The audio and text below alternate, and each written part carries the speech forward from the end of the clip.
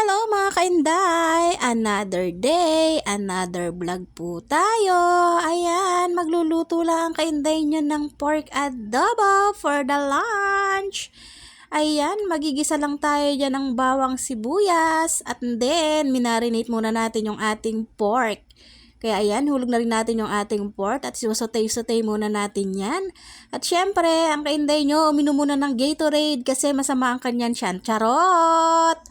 Ayan mga kainday, sosotay muna natin yung ating pork yan para manuot yung ating minarinate sa sa pork para mas malinamnam siya. Ayan, isosotay natin muna hanggang sa matuyo yung kanyang soy sauce. At pagkatapos na medyo matuyo na yung ating soy sauce, tsaka natin yan sa lalagyan ng sabaw para mapalambot pa rin natin yung ating pork kasi matigas ang pork natin. Syempre, kailangan nating palambutin para masarap kainin na charot! Ayan mga kainday, nilagyan na natin yan ng sabaw para mapalambutan pa natin siyang maigi.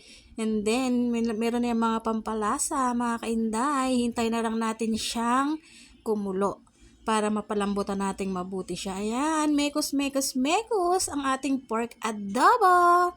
Ayan ang ating lunch for today. Ayan, patutuyan pa rin natin yan sabaw kasi masyadong marami. Kailangan iga yung ating adobo. Ayan na po ang ating lunch for today, pork adobo. Then, ilagyan na natin yan ng suka. Ayan na, lagyan pa rin natin yan ng sili mga kainday para it's so yummy. Yan na po ang ating lunch for today, pork adobo. Yan, thank you for watching. Maraming salamat sa suporta. Kain po tayo. Bye-bye!